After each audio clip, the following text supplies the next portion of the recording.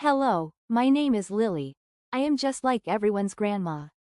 Welcome to our tutorial videos on Ohio's property taxes. Ohio taxes are so complex no one understands them. This is part 1 of a 3-part series on House Bill 920. If you are worried about being taxed out of your home, call your state senator and representatives and tell them to save our seniors. Remember, any tax causing a citizen to become homeless is immoral.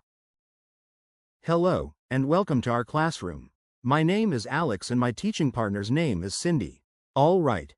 Get ready, because today we are really going to dive deep into Ohio property taxes. Oh yeah, I am buckling up for this one. This is going to be a fun one. We're looking at House Bill 920 in Ohio. It is often called HB 920. Right, and it's a kind of taxing paradox. Yeah, you are right, Cindy. We'll see.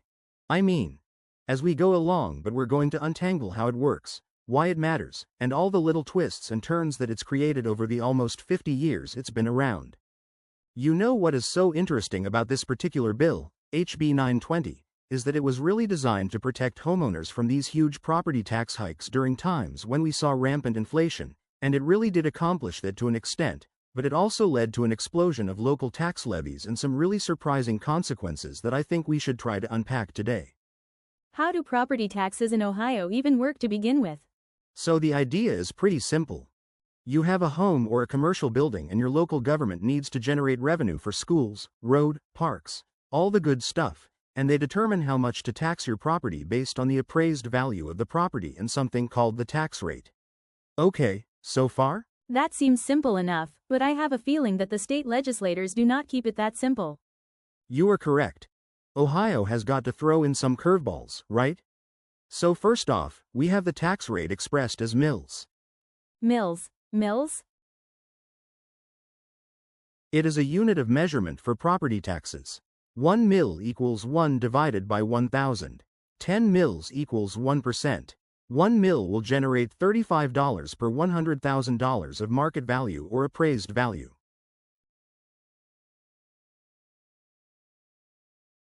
Got it.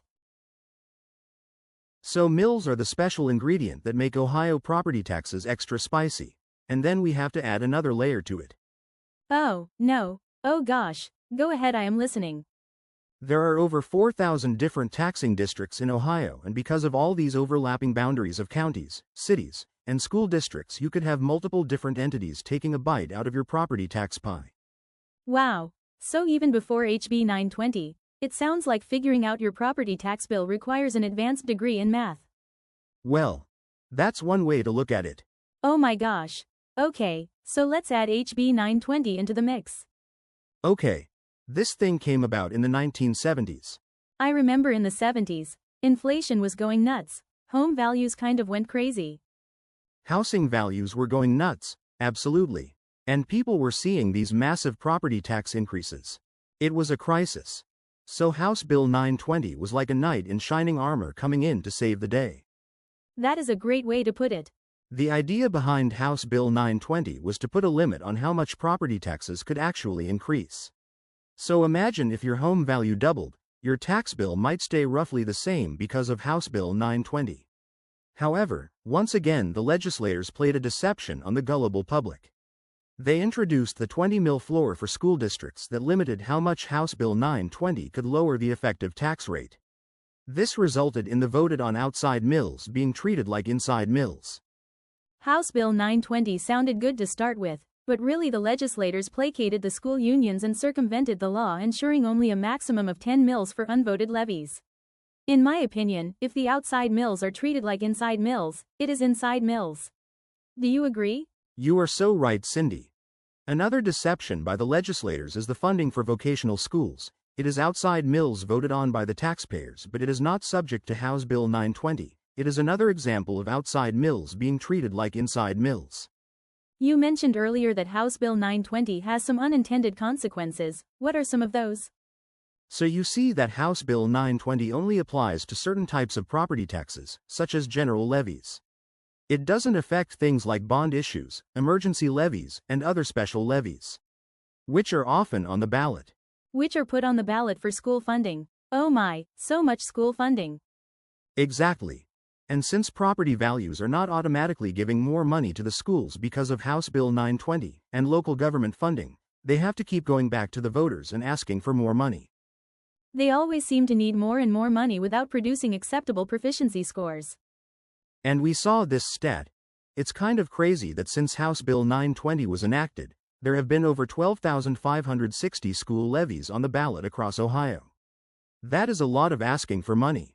It is a lot of asking, it is a lot of levies. It really just shows you how House Bill 920, while trying to control taxes, has really led to an increase in the amount of times we are being asked to pay more. Okay, so we have this law, House Bill 920, which is supposed to be protecting us from these rising taxes, but it is also kind of forcing local governments to go out and find other ways to bring in money. It is already feeling like a paradox, but I need to hear more about the 20 mil floor. It is still a bit confusing. Which is where things get even more interesting, but we will have to wait for part 2 of this 3-part series.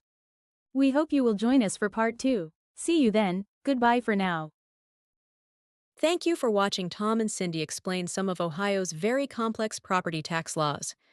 I would suggest that you take the time to contact your state legislators and tell them that they need to simplify the laws. Eliminate the concept of mills. Eliminate the concept of assessed values. Eliminate the 20 mil floor, and stop treating outside mills as inside mills. We hope you will join us for part 2 in our 3-part series on property taxes.